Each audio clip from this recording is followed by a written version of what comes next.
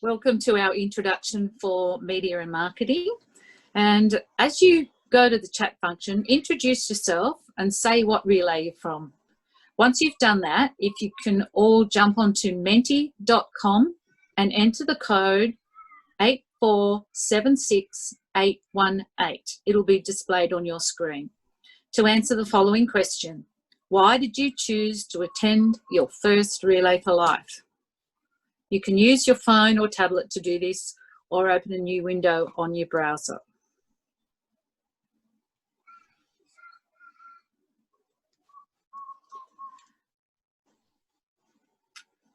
Well, welcome everyone to another session of our Relay for Life webinar series.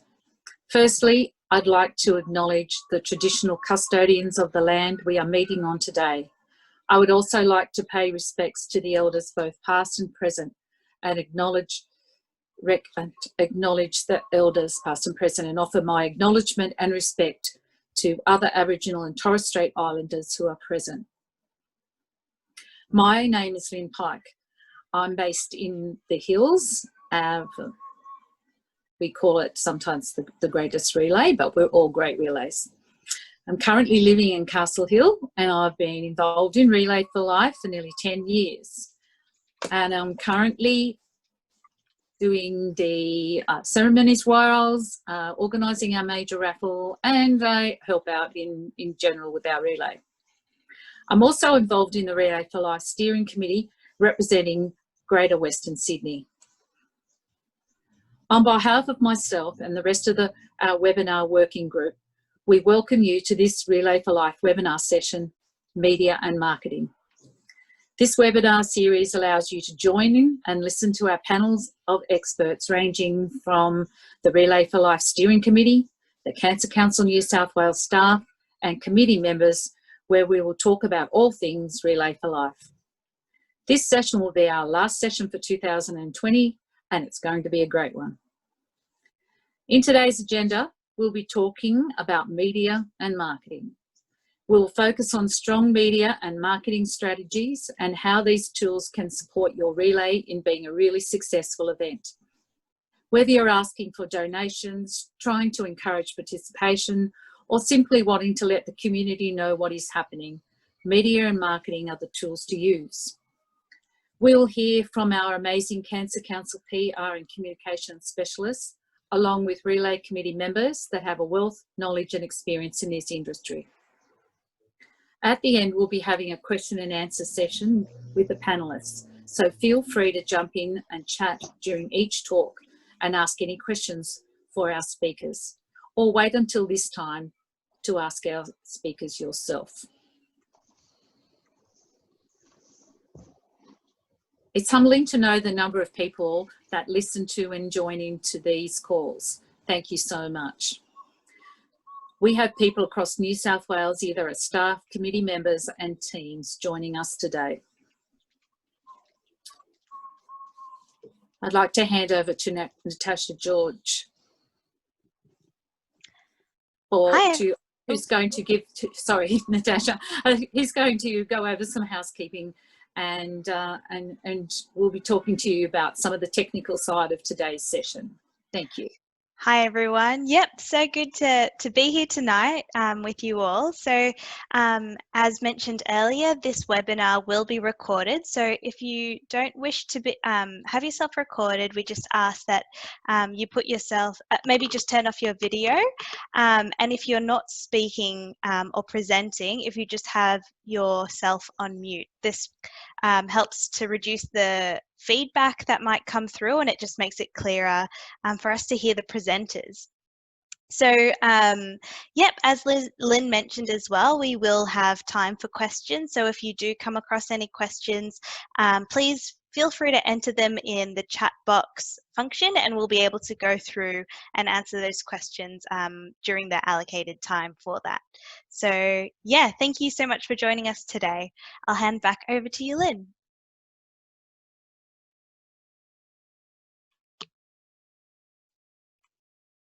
Oh, you're on mute, Lynn. Sorry, thanks Tash. Now I'd like to introduce you to our first speakers today, Emily Ditchburn and Fina Wilton. Emily started her time with Cancer Council New South Wales in April 2019 as External Communications Coordinator. She recently moved into the PR specialist role, looking after the fundraising portfolio. She has a background in journalism and communications, and her passion for sharing people's stories is matched only by her hatred of the word synergy. Fina, PR and communications lead, started working for Cancer Council in 2018 when she relocated to Australia from London. She has almost 10 years' experience in non-profit PR. She thinks one of the best parts of her role with Cancer Council is getting to know Australia and the wonderful people who make up its communities. She is a doting mum to a cat called Pillow, who she rescued from outside our Parramatta office.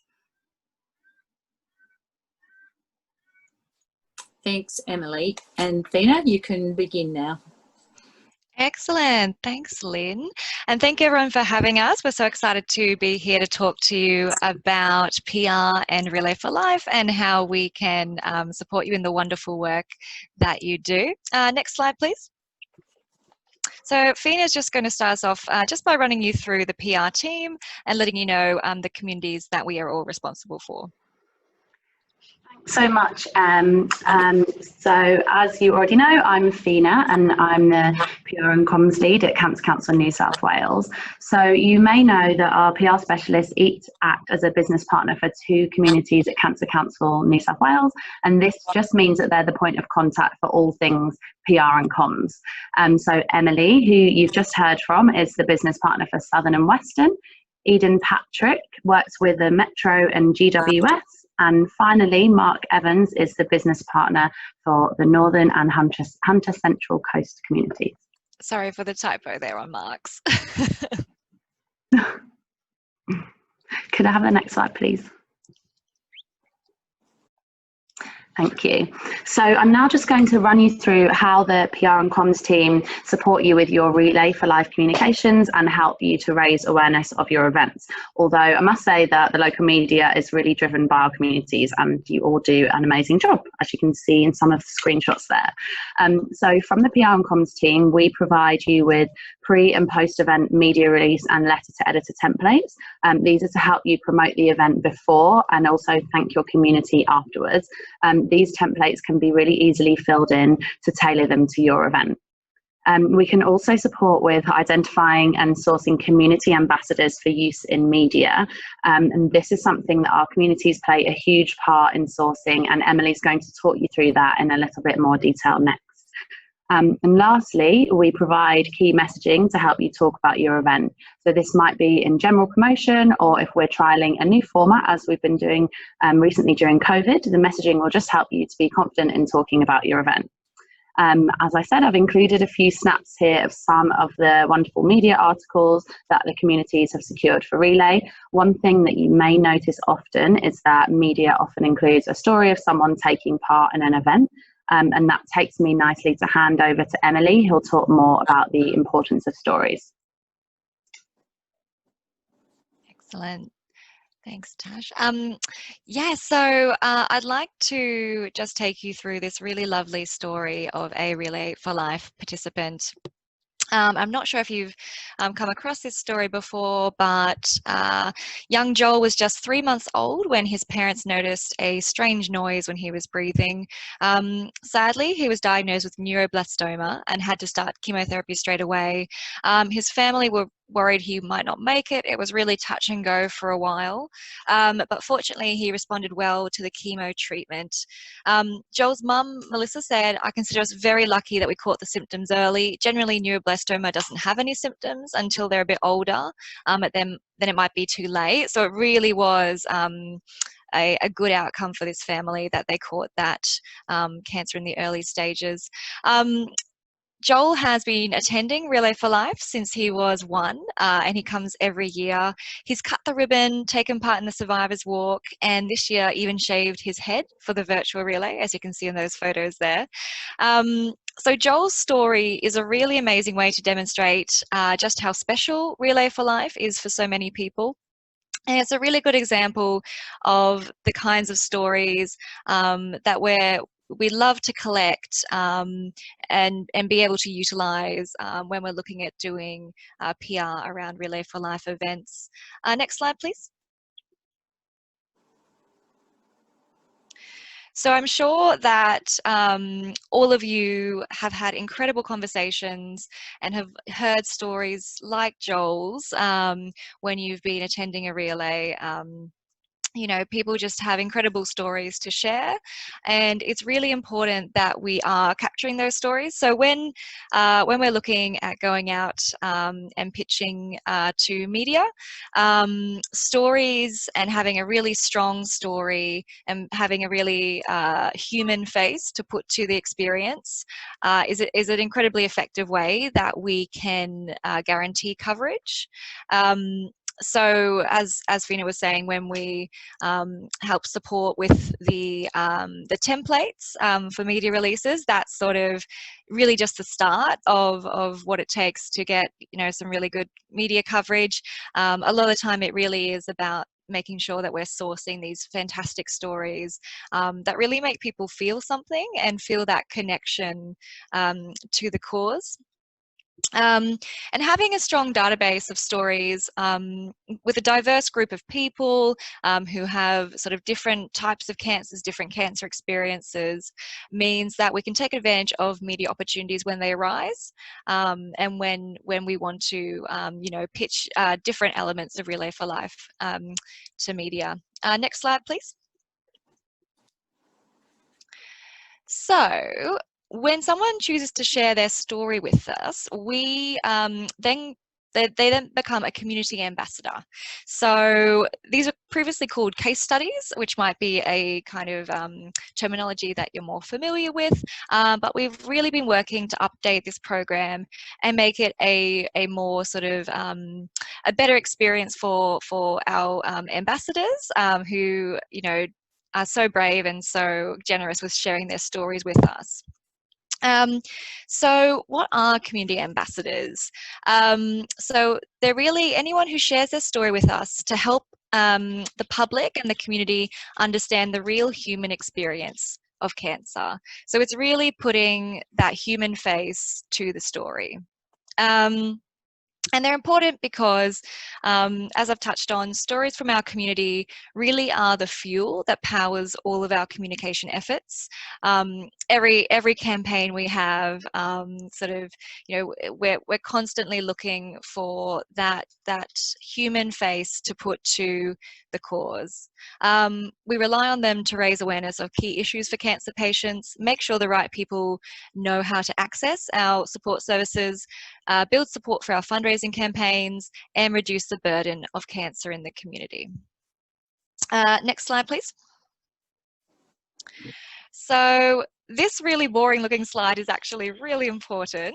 So if you jump on our website and you go to the Get Involved tab, it will take you to a drop down that says Share Your Story, and you'll then find this Community Ambassador web form. So as I've said, and I'm sure everyone has had the experience of being at a Relay for Life or having sort of conversations around Relay for Life, and realizing that someone has an incredible story that should be shared. So I really like to encourage you, when you do have those conversations, and if you do know of anyone who has a really compelling story and would be comfortable sharing it, please direct them to this web form. It doesn't take too long to fill out, but it's a really effective way that we can capture people's details. Once they fill out the form, it then goes into our database, and we're able to easily access their information and then utilize their story whenever we have a appropriate opportunity, particularly in this context for Relay for Life media. So that's kind of everything that we had to chat through at this point.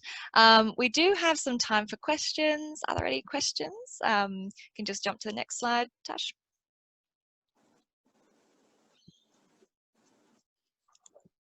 it's just a really quick overview, but I would really encourage anyone who has any more questions, please reach out to Fina or myself offline, and we can definitely help you with any PR needs. Thanks, Emily and Fina. I'm sure that those stories about why people relay and their personal stories really helped us connect to the cause. Now I'd like to introduce Dr. Donald Alexander. Dr. Donald Alexander has been chair of the Bathurst Relay for the past 3 years. Donald recently retired as a senior public lecturer in public relations and organisational communication at Charles Sturt University, Bathurst campus. And prior to his academic career, he started as a print and radio and television journalist in New Zealand, and then held many senior public relation positions in the resources, manufacturing and financial services sectors. Donald had brought his communication skills to Relay over the past 8 years and supervised media and promotional aspects of the Relay to the Bathurst community. He is now on the board of 2 not-for-profits in the Bathurst region where his communication skills are being fully utilised. Thank you. Hi. Over to you, Donald. Thank you. So I've got some thoughts here and I've got some slides, but also if you can just look at the screen for a minute, we had a virtual relay a couple of weeks ago, and for example, I've got a really nice coverage in one of the local newspapers, and also in the other local newspaper. We've got lots of print coverage, and also lots of community radio station coverage as well. So if we go to the first slide, please. Okay, this isn't a lecture. I've been giving those to students for the last 14 years, just a few key points that I've been able to put together over the last little while I've been working for the not-for-profit sector. First principles, these factors need to be addressed by your team before engaging in any activity, and the first point I want to make is, what is your key message? There's no point in having 10 or 15 committee people who don't really are on the same page as you are. So you need to get everybody to agree to what your key message is. So for each relay, you should have a specific message that you're going to be working through, and that all your ongoing communication is consistent. Also, sit down and list your key stakeholders. Why are they important to you? Are they sponsors? Are they volunteers? Is it the local council? All the media in your region, in your area? What channels do you have to reach your community? Now, of course, I've just shown you some print. There's also radio. We've got here in this region, we've got a very good FM and also an AM radio station, as well as our community radio station, which is based on the Bathurst campus. Social media, of course, today, the changes that have occurred in the PR industry over the last 15 or 10 to 15 years has been absolutely amazing, and we've gone from one-way communication to two-way communication with social media platforms. Know all your local media, and you'll find they respond to local not-for-profit news. Most of them like supporting NFPs because it makes them look as though they're great supporters of their local community. And I just have to say, the response we get from the local newspapers and the local media has always been absolutely terrific. Most of the journalists know me and other members of the committee, and we make sure that we are regularly in touch with them. And also keep them informed of all your fundraising efforts, just not Relay, but STARS, Big Morning Tea, and all the other Cancer Council fundraisers that you might be doing in your community. Next slide. Okay, no point in having a profile without it helping your fundraising. So you need to have a fairly good profile in your local community, so businesses know about you. So when you go and knock on the door of a local Harvey Norman or Woolworths or Coles or other major organisations in your community, most of them have a bit of an idea as who you are and what it is you're doing, and you'll find you have a pretty good reception. But I'd have to say this year has been tough, and I think because of the impact that the COVID-19 pandemic has had on a lot of businesses, it's become a little tougher, and we're going to have to come up with, I think, slightly more creative ways of getting into the communities to get them to support the Cancer Council. Community radio, they are excellent. They're always looking for opportunities to present what's going on in the area, and so get to know who the station manager is and the key presenters. There's one presenter, breakfast presenter here in Bathurst, Tim Williams, who came from commercial radio and he moved to Bathurst about 3 or 4 years ago. Excellent announcer, but he also did a lot of work with Relay for Life down in Sydney, and so he's always open for ideas. And you just heard Fina and Emily talk about case studies, and they're also excellent ways of getting some coverage in the local media.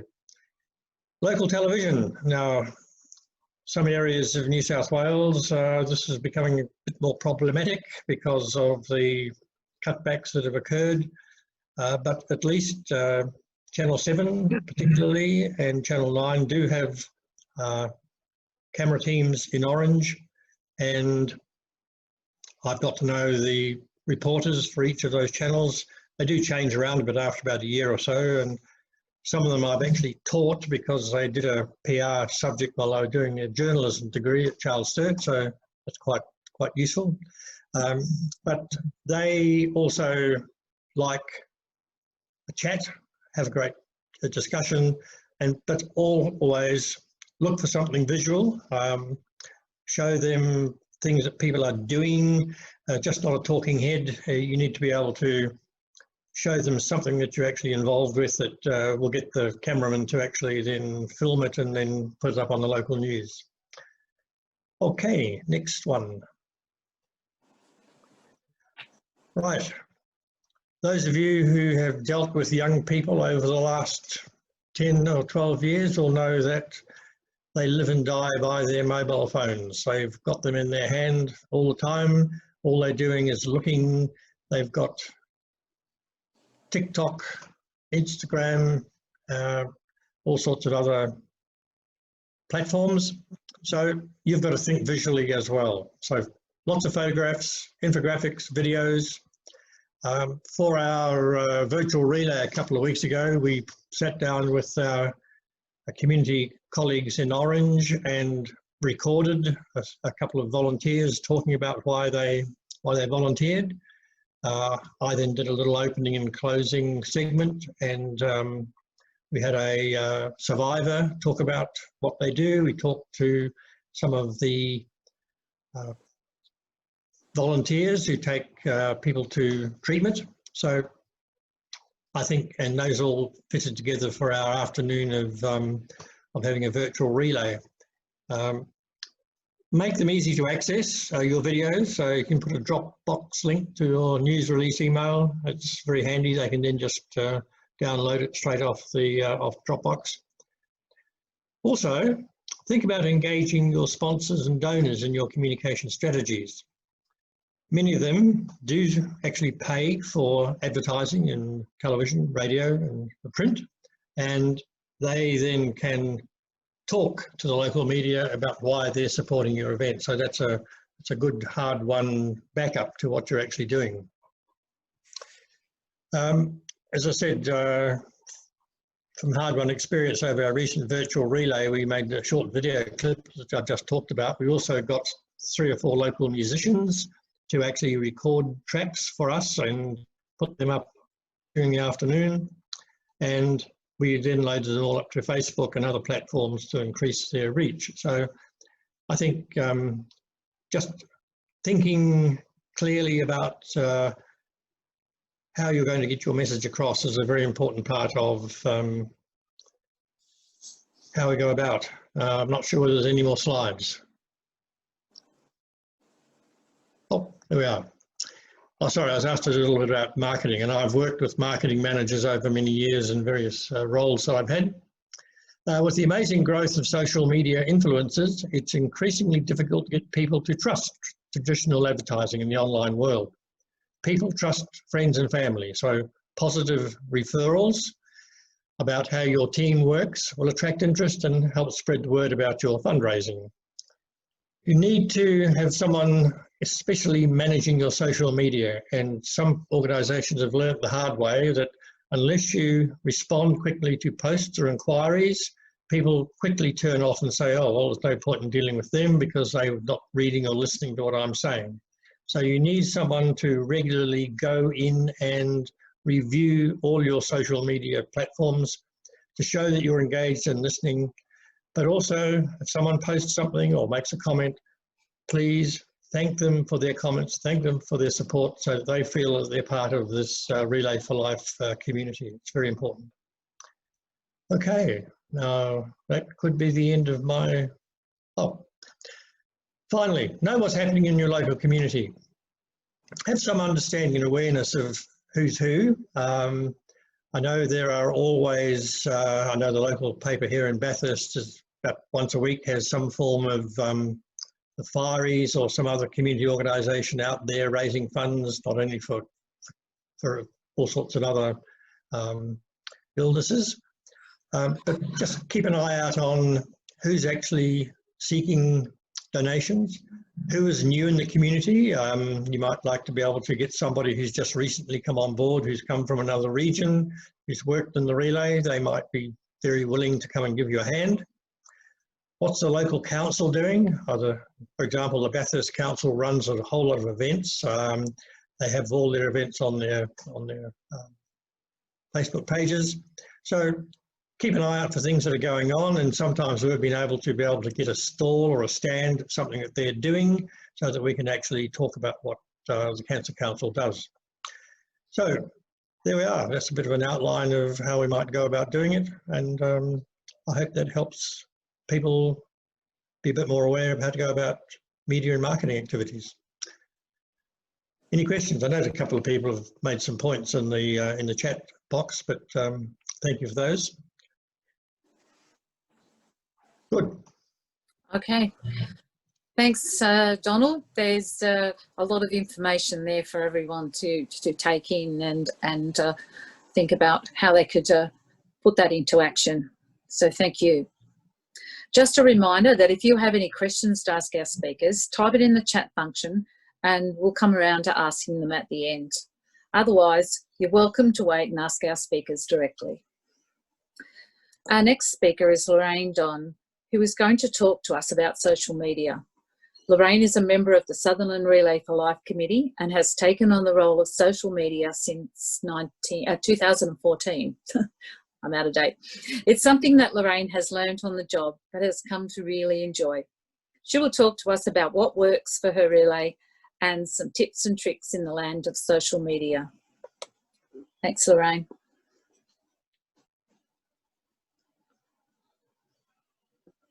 Sorry, I couldn't get the unmute.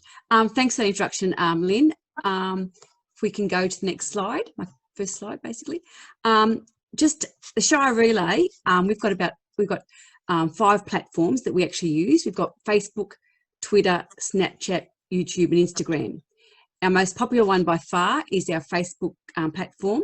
We can push a lot of information out and encouragement to our followers that way.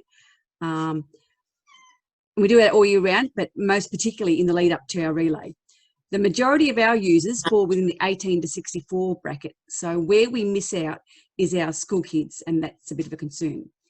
So Instagram is where we can make inroads into our relays, as it actually grabs the school ages. So we have to, we need, I know that in Shire Relay, we need to focus more on our Instagram. Another one we've got is Twitter, and personally I find that a bit of a waste of time.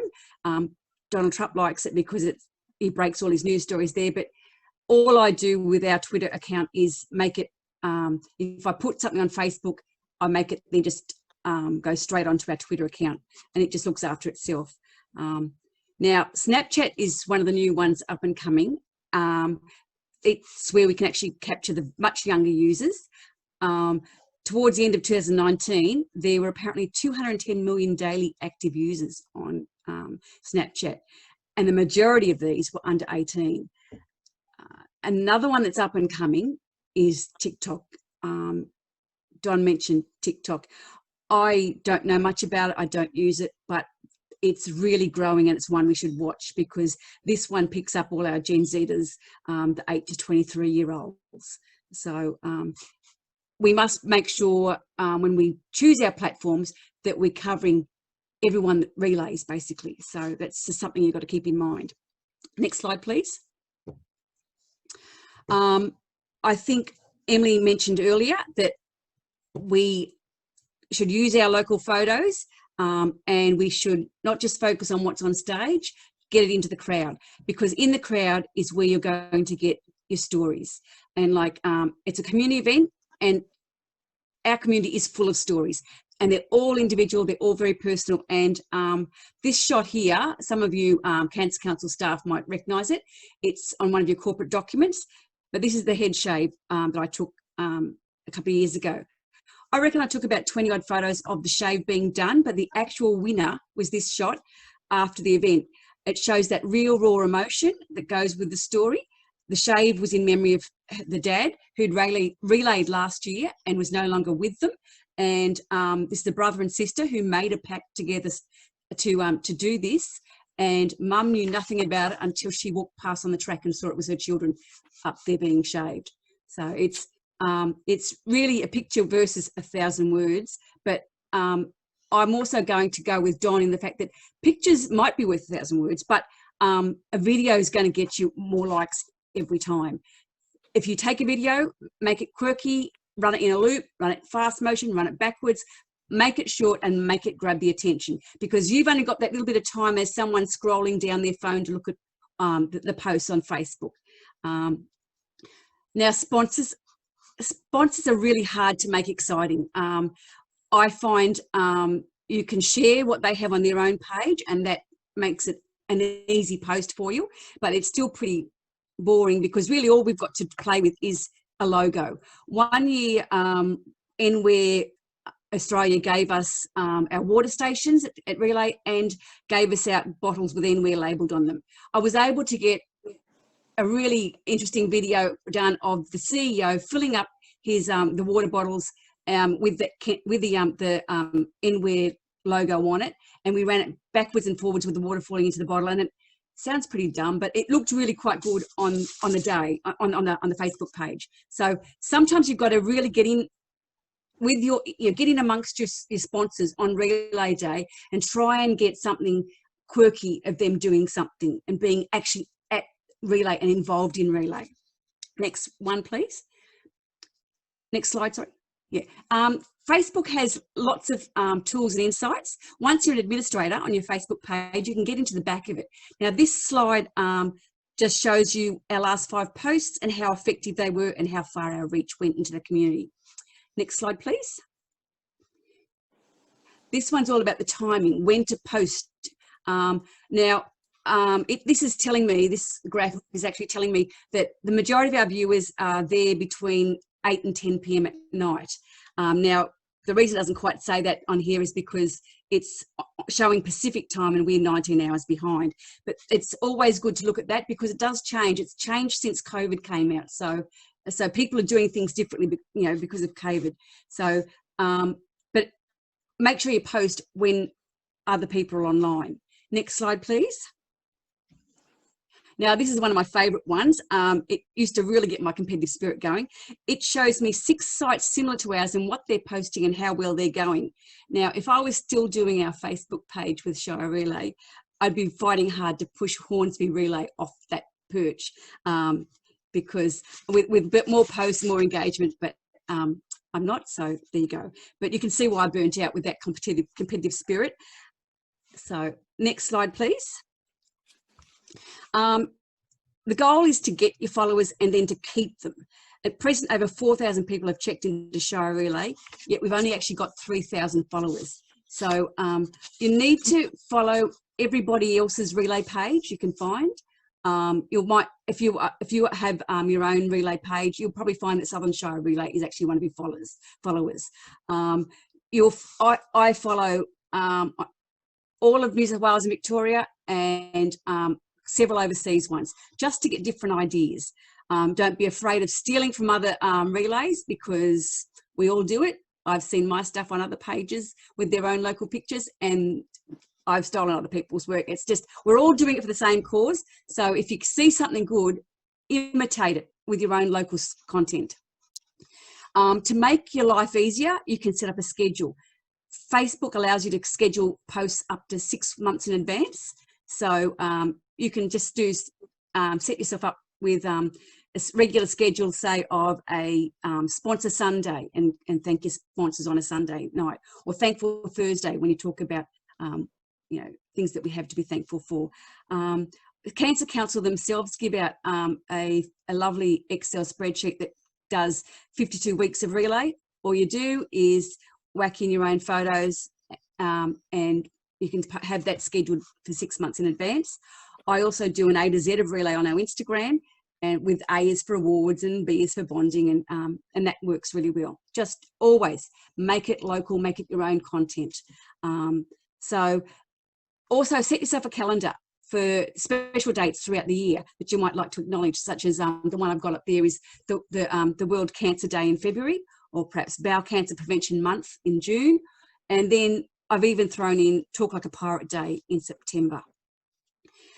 There's some pretty common things all relays need to post in the weeks leading up to relay, and the Cancer Council gives some great hints on what is needed and when to put up there, like, you know, getting your photos for the Hope ceremony and that sort of stuff.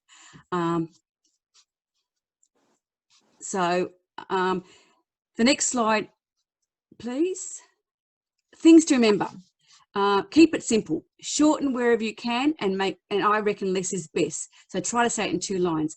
And as Don said, keep it to the message. Keep your key messages in there, but keep it short. People don't want to read very much on a Facebook page. As I said, schedule your posts to make your life easier. Share content from your sponsors.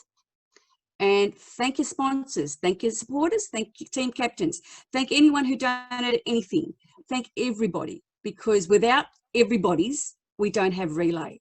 They're all part of the community, and they're the ones that let us do what we want to do.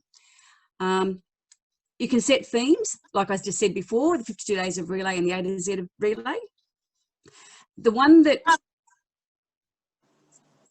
tricked me was copyright. That's a bit tricky. Be aware that Facebook will limit your post if you look like you're breaching copyright.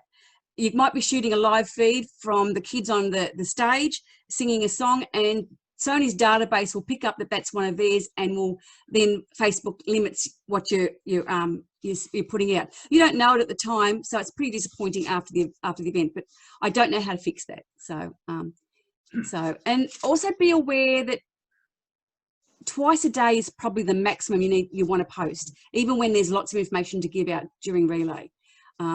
Any more than that, you'll lose your audience. Next slide, please. There's lots of places you can get all this information. Southern Shire Relay has an A to Z of relay. I'm assuming all relays have their own. It's a book full of Q&As, right down to how wide the track is, how long the track is, all that sort of stuff. Later.com, you can just sign up for that. It's a free service, and it gives you lots and lots of information, mainly focusing on Instagram, but you can pretty much transfer your Instagram ideas across to anywhere else. The Relay for Life Australia Facebook page has a lot of information on it, and it's really quite handy. Of course, you've got your own Cancer Council Relay for Life webpage. That has a tab that's got resources and FAQs. Canva is the tool that we use to make some of our photos have nice printing on them. And Cancer Council has an account, and your Cancer Council person will give you that the login details. And as I said, the Facebook tools and insights. And the last one there is your Cancer Council CRC you must communicate, have great communication with that person, because you need to be putting up instantaneously what is being told to them by the media team, you know, and so that, because information goes out of date very quickly. And my final word, next slide please. Use events in Facebook to set up team meetings, information days and information nights. I even actually go do the whole weekend's program for Relay as individual events, so that once people say they're interested or going, Facebook automatically sends them on the day a reminder. It just makes it easier to get people to certain places on the Relay site. It's a big job to build up your social media presence, and you need to keep it once you've got it. And ideally, a team of 2 or 3 works together is the best deal. You need to really grab someone you need more than one person to do your Relay social media. Now, I think Don also mentioned this. You get questions through your Relay Facebook Messenger, and they need to be answered promptly. If you don't respond fast, your ratings go down. Also respond to any comments that any of your followers put on your page, even if it's just a smiling face, or just something to acknowledge that you're listening to them talking back to you. And last of all, this is the odd one, don't rely on it. Now, this is our Shire Relay Committee up there. It's our private group, and it says it's got 59 members. I've just circled that there for everybody to see. Well, of those 59 members, I think only about 20 to 25 actually look at it regularly. So if we put up this week we've put up something saying there's a next team meeting before Christmas is coming up, but it has to go out with an email as well, because even though people are members, say they use Facebook, they may not look at it. So just after all this telling you this, don't purely rely on it. And that's about it from me. Any questions? Did I get under 10 minutes? Wasn't timing. Well, thanks so much, Lorraine. Thank you for sharing your in-depth analysis of the social media and some great tips for maximising our use of these platforms. Fantastic. Now we'd like to hear from Danielle Foster. Danielle is a Communication Relations Coordinator for Cancer Council New South Wales, who has a background in radio. Before working at Cancer Council, she was the Promotions Manager for Triple M and Hit 106.9, where she delivered promotional activity, client solutions, external branding, website tactics, social media solutions, and station and client-based supportive events. Danielle is going to chat to us about all things radio. Over to you, Danielle. Thank you so much. Thank you for having me. Can you hear me? All good. So yeah, just a bit about me. So I was in the promotions and brand team for 10 years here in Newcastle. I worked in commercial radio. So the stations that I worked for were KOFM and XFM that became Triple M and Hit 106.9. So a lot of what I did, I looked after our supportive campaigns for charity events in Newcastle. We supported many events through promotional airtime, street team activity, outside broadcasts, and general promotional support. So if anyone is planning to approach their local radio station, I've just put together some key takeaways that I would like to let you know about, that I've worked in the industry for a lot of years. So the first point is to focus on the power of radio. And some may say I'm a bit biased, but let's be honest. We get in a rhythm, especially us CRCs, when we have a relay or, we have another event, that the process of planning an event can become quite logistically heavy, and we don't have the space to have that creative outlet. So the power of radio is that their creativity and brainstorming. So brainstorming happens in a radio station every single day. So there's clients that, you know, they want a solution straight away. There's breakfast shows that want to make the world turn around. And as a team, a radio station will get together regularly and brainstorm. So they brainstorm creativity, they have ideas, and they integrate their brand into whatever it may be. It may be a client, it might be Harvey Norman, it could be a Relay for Life. So that's just an example. So the other thing is that a radio station, you have that maximum brand power. So you think about, you know, your region and where the airtime will be heard. So it could be heard in a hairdressing salon. It could be heard in a tire shop. It could be heard, you know, it could be heard in a workshop. So these are the things that the broad scope of what radio can do is something that is so powerful for an event like Relay for Life.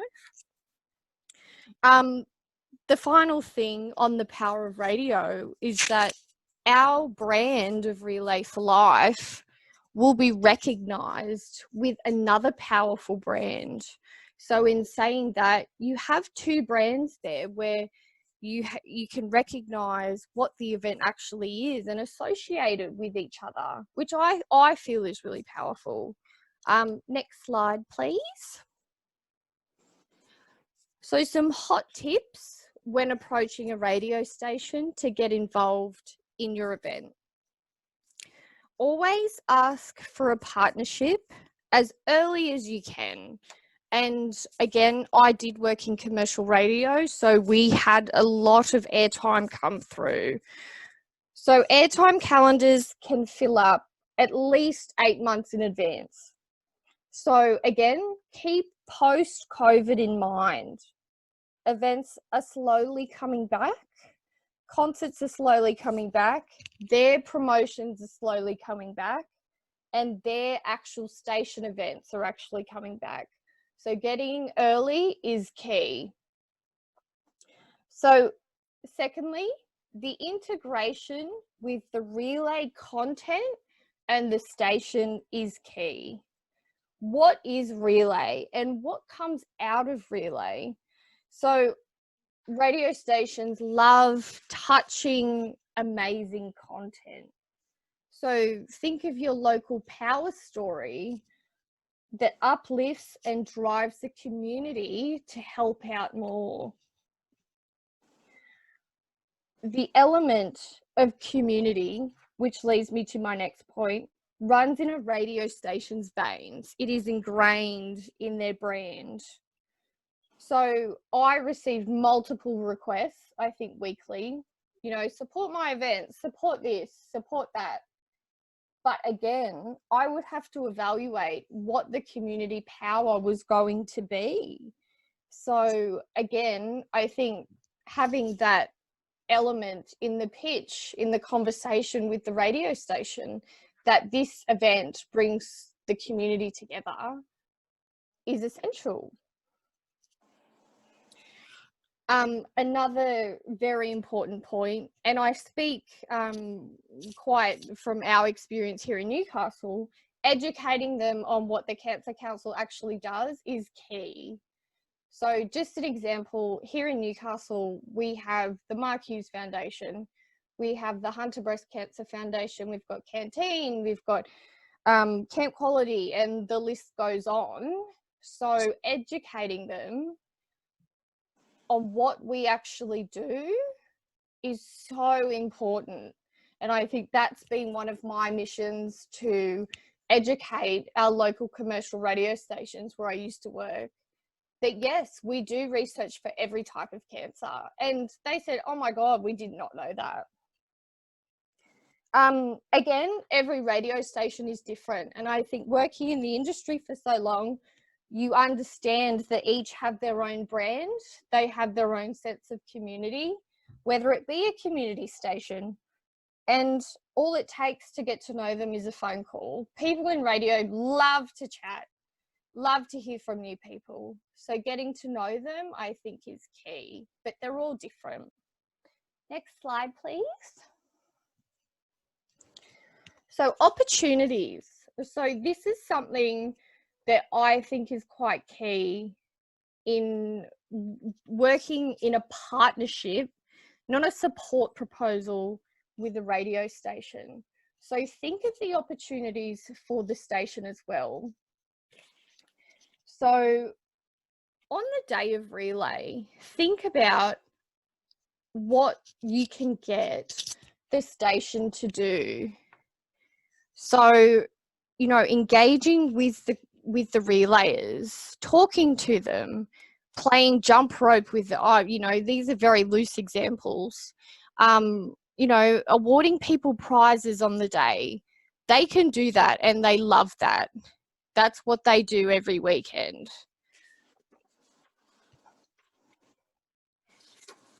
So, and this comes into the next point, which is the benefits that the station will actually get out of the partnership. So I do remember I used to receive so many requests, and you know, it's unfortunately free stuff at a radio station is like ingrained in the culture. So having that element as well about what the radio station will get in return for their support for your event. Think of the social media posts. Think about, you know, do you name the stage after them? Think about, you know, is it a moment at the actual event? Is it the, you know, the Triple M lap of honor or some, you know, that's just a very loose example. So sort of think about what they will get in return for their support. MCs as well. Radio announcers are fantastic MCs. You know, it just can't hurt to ask the question. They love it. They love speaking behind a microphone. Secondly, there's been, here in Newcastle, when I worked at the station, we had propped a station team. And again, it's one of those things, it could work in different regions. But again, fundraising for people that aren't quite engaged with the concept can be quite scary. So that's just another idea. And breakfast shows and announcers. So in commercial radio, it's so often that an announcer will mention, you know, a community event they may be emceeing just off the cuff. Those sort of announcements are so pure and organic that they are better than promotional airtime, because you're getting the announcer to speak about it from deep in here. So again, I link that back to the hero content, that what you pitch to them, and linking it back to the community. Next slide, please. Or am I done? And I think after, if anyone's got any questions, but I think the biggest takeaways for this is get in early. Pick up the phone and make a call to your local radio station. You can build a partnership with them, not, you know, please help us support my event. The partnership will look so much sexier and so much more engaging to a Relay for Life event. And have some fun with their involvement.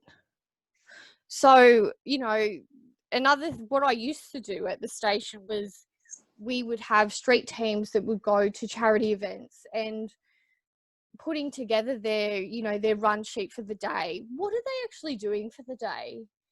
So having a team of 4 casual street team drivers just stand there and talk to people. I used to go, I can't do this. Like, what are they actually going to do? And I think from a Cancer Council's perspective, we can go, okay, we want you to play jump rope. We want you to, you know, play footy toss. We want you to award this prize. Get them active and get them engaged, because that's what they're trained for and they love it. Get them to draw a prize, whatever. I think use those touch points of community and localism.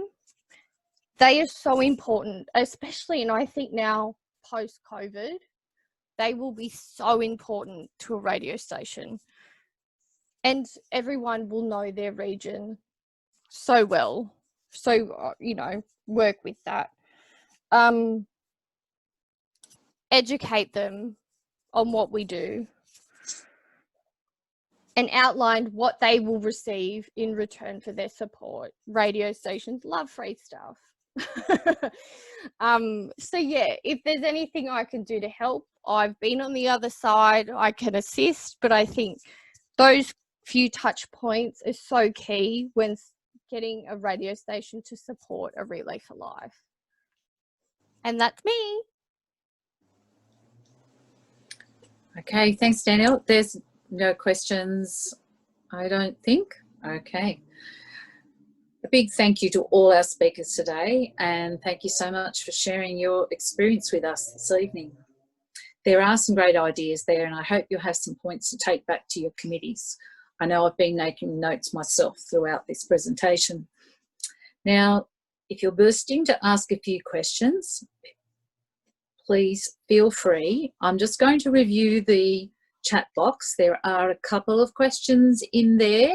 They're general ones, and so I would ask any of our presenters that might want to answer this question. I'll first of all ask they're both from Denise, and I'll just ask the first one.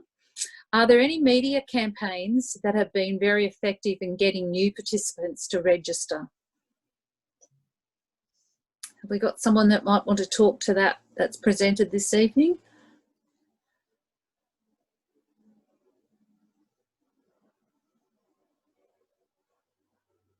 No? Okay. Maybe we can get some information on that one later. And the other question... Sorry, sorry. It's Donald here. Yes, Donald. I think one of the things that we sort of have looked at is doing something with the preschools and the schools in the area. And I think that we had quite a few kids from a couple of the private Catholic girls and boys school last year with the relay, and I think there's an opportunity there to do more with the schools and to build on all the good stuff the Cancer Council is doing with you know, all their school food programs and sun awareness. And I just think it's another opportunity we should spend more time working with. Okay, that's good. I think also too, I'll jump in here, with my event last year for that question for Newcastle. So I had Triple M on board where I used to work for, and the support that they actually gave us in terms of promotional airtime, news updates, etc., that actually, it didn't necessarily drive new participants, but it almost encompassed that whole feeling of the relay community felt informed. And I mean, my year last year was an absolute disaster. I had postponement because of fires, and then it was cancelled because of COVID. But that message in itself, that they were so informative, they pumped the event, they put news bulletins in when they needed to, that it encompassed such a whole campaign, that the relayers for Newcastle were so informed, and they were so they weren't complaining about the process. But yeah, that's just sort of an example of how a media campaign can work to help our relay supporters. Yeah, that's great. Thanks, Danielle.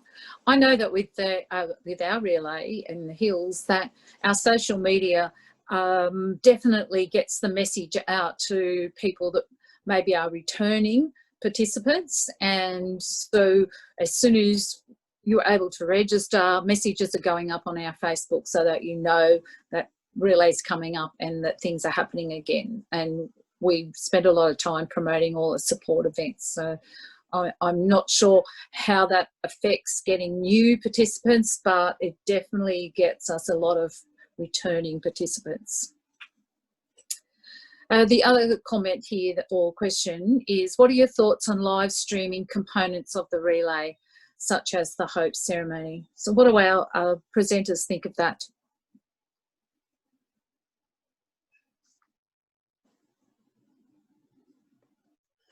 we started a bit of live streaming in 2019, and like I said, had a few disappointments with copyright issues. We found that the Hope ceremony we couldn't live stream because too dark. Effectively, we'll need to do something when we to get it somehow, you know, lighted up, but not overlighted, because this Hope ceremony is, of course, a bit. We're focusing on a candle, so that's one to work through with the Hope ceremony. But yeah, we got a lot more likes and multiple more followers with the live streaming of the kids on the stages, because we have so many parents there and grandparents there watching at the time that the kids are on stage. So that was our, we've just started it, and I think we'll continue it when we finally get back to Don Lucas Reserve. Yeah, I think there's definitely the Hope ceremony in particular is something that will probably good to stream to people, and maybe, Lorraine, when you're talking about how the lighting and things like that are an aspect, is maybe something has to be, you have to sort of trial it a bit beforehand to get right lighting, and maybe you can't do the whole thing, but you maybe what's happening on stage can be sent out. So yeah, definitely is there's some scope there to. You can spotlight Yeah. certain parts of, and just as long as you can follow that spotlight along. So I think we just need to get a bit more collaboration between those that are dealing with the stage management and those that are doing the Hope ceremony. Because let's be honest, a lot of our ones that are really interested in the Hope ceremony are quite elderly. And I'm not saying everyone's interested in the Hope ceremony, I shouldn't say that, but like, and I think post-COVID, they will be less keen to get back there. They might, so to be able to have that option of sharing parts of it from home might be a really good option post-COVID. Yeah, I think that's right. You can reach the people that aren't able to make it on the night, which is really helpful. Well, thank you everyone for coming this evening. This I will remind you that this webinar is being recorded, and the link will be made soon after this session. It's our last session for the year. I'd like to add a big thank you to everyone who's put these webinars together. A lot of work goes into it, and they're a great resource for our relay committees. If you're not here live today, and I know probably not a lot of people can make it around this busy time of year, it's still there for us to use in the future. So that is fantastic. I hope everyone has a lovely Christmas, and we'll be in contact with you early in 2021. Thank you again, and look forward to seeing you all again next year.